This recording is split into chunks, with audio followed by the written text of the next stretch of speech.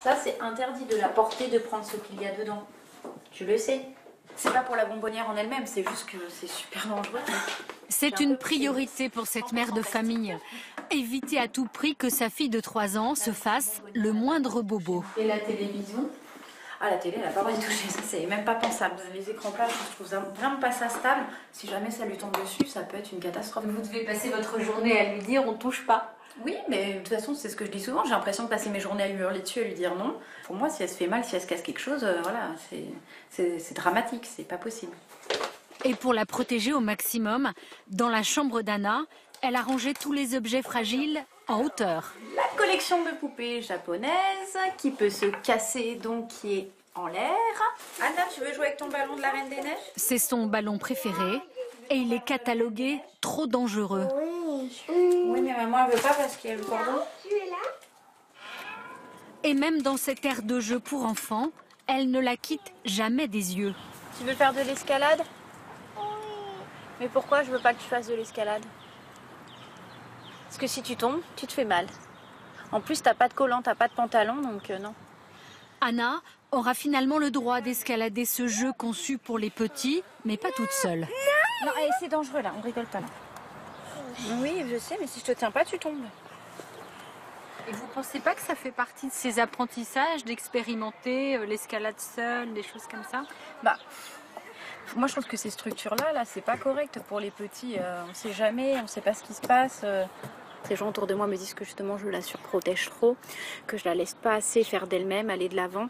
Que voilà, c'est pas forcément lui rendre service. Alors au quotidien, j'essaye de faire un effort, prendre sur moi-même. Être une bonne mère, c'est protéger ses enfants un maximum des dangers de la vie, du quotidien, des autres aussi. Parce que voilà, les autres peuvent être un danger aussi. Non, excusez-moi, je suis désolée. Qu'est-ce qui se passe? Excusez-moi. En fait, rien de grave. Anna avait simplement profité de l'interview pour grimper seule sur le jeu défendu.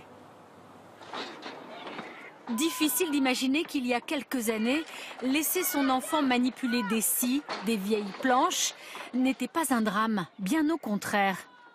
Dans les années 70, la France ouvrait ses terrains d'aventure en toute liberté, au pied des cités. Il y a l'apprentissage du risque et ils vivent un certain nombre de risques, mais à leur mesure. C'est-à-dire qu'ils apprennent à voir jusqu'où ils peuvent aller et jusqu'où ils ne peuvent plus aller finalement.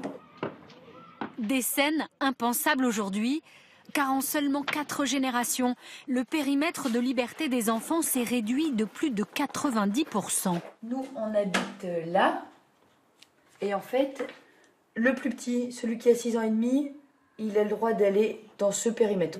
Cette maman a délimité l'autonomie de ses enfants en fonction de leur âge. Pour le plus grand, parce qu'il en a émis l'envie, on le laisse aller comme ça. Voilà. À tout à l'heure, mon doudou. Le plus jeune, Camille, âgé de 6 ans et demi, a le droit d'aller tout seul faire une course au bout de la rue. N'hésite pas à m'appeler avec ta petite valise si tu as besoin. D'accord? Car il a accroché à sa ceinture un GPS. Sa mère peut le suivre en temps réel sur son ordinateur et savoir si tout se passe bien. Là, il vient de rentrer dans le supermarché. C'est finalement pour le protéger de quoi De l'imprévu. Et pour son fils aîné, c'est la même chose. Henri, 11 ans, a le droit d'aller voir ses copains tout seul et ça le rassure d'avoir sa balise pour prévenir en cas de pépin. Je me sens plus protégée avec. Protégée de quoi? Des dangers que je rencontrerai par hasard sur la route. Je suis pas là pour pédaler à sa place, par exemple, ou pour pousser des branches s'il a un souci, ou pour le défendre s'il y a quelqu'un. Par contre, je peux venir l'aider sur place, ou lui donner des conseils, ou lui donner un renseignement s'il en a besoin. Mais attention, prévient ce pédopsychiatre, il y a danger à trop vouloir protéger. Pour Xavier Pomereau, les enfants ont besoin de se confronter au risque. Aujourd'hui, les parents sont tellement angoissés qu'ils ont projeté sur leur enfant leurs angoisses et qu'ils veulent absolument les épargner de tout.